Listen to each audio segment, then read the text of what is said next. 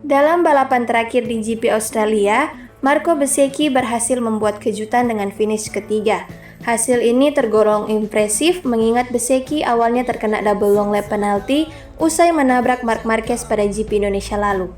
Melihat kecepatannya yang solid hingga berhasil menembus posisi 3 besar, jika tidak terkena double long lap penalti, dapat dipastikan Bezzecchi akan tampil sebagai pemenang dan ini akan membuat posisi 1-2 ditempati pembalap Aprilia. Kejutan hadir.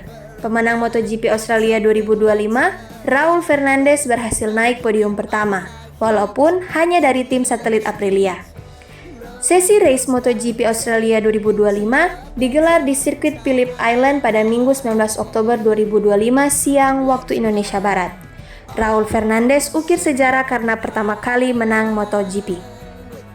Sementara itu, Ducati Lenovo terpuruk tanpa Marc Marquez, karena Pecco Bagnaia hanya bisa tempati posisi ke-18 sepanjang balapan, hingga akhirnya gagal finish di 3 lap terakhir karena terjatuh. Bahkan Michel Pirro yang menggunakan motor Marc Marquez harus finish di posisi terakhir. PR besar buat tim pabrikan Ducati Lenovo. Gigi Dalinya kalah dari tim satelit. Tanpa Marc Marquez, Ducati Lenovo kalah dari tim satelit Ducati Gresini Racing dan bahkan oleh Aprilia, yang mana kini poin Bagnaia telah dilampaui Marco Bezzecchi. Tanda bahaya untuk tim Ducati pabrikan tahun depan, karena sejujurnya kini Aprilia dan KTM sudah sangat dekat dengan Ducati, bahkan terkadang sudah lebih baik dari Ducati. Reaksi Raul Fernandez cetak sejarah menang pertama kali di MotoGP. Saya menangis di balik helm, kata Raul Fernandez. Di 4 lap terakhir, saya berusaha untuk tidak membuat kesalahan. Saya fokus dan berkata, kamu harus tenang jika ingin meraih kemenangan. Sambungnya, 3-4 lap terakhir ban saya turun drastis dan saya berusaha bertahan. Tapi yang lebih sulit adalah saya menghabiskan seluruh lap terakhir sambil menangis di balik helm. Karena saya tidak pernah menyangka hari itu adalah hari yang tepat untuk meraih kemenangan, tutupnya. Raul Fernandez akui hasilnya di luar ekspektasi dirinya dan tim. Bahkan, di sprint race MotoGP Australia 2025, dia juga nyaris menang. Tetapi akhirnya Fernandez hanya finish di urutan kedua, dan ini luar biasa.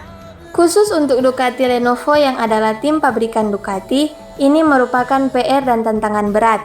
Jujur tanpa Marc Marquez, Ducati pabrikan ini sudah kalah dari tim satelitnya sendiri sejak tahun 2024, yang mana Jorge Martin dari Pramac Ducati berhasil juara dunia mengalahkan Pecco Bagnaia dari tim pabrikan Ducati Lenovo.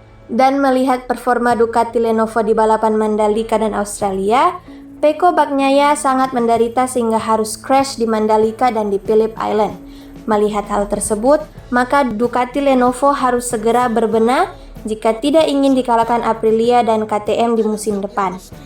Jika melihat performa Aprilia, KTM dan Honda, di beberapa balapan paruh kedua musim ini, Aprilia, KTM dan Honda konsisten berada di 6 besar.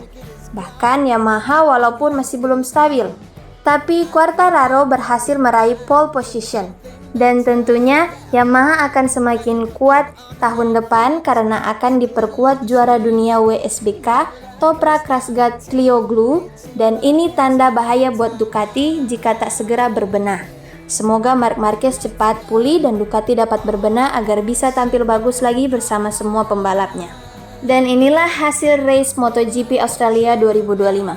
Posisi pertama didapatkan oleh Raul Fernandez, Trackhouse Aprilia.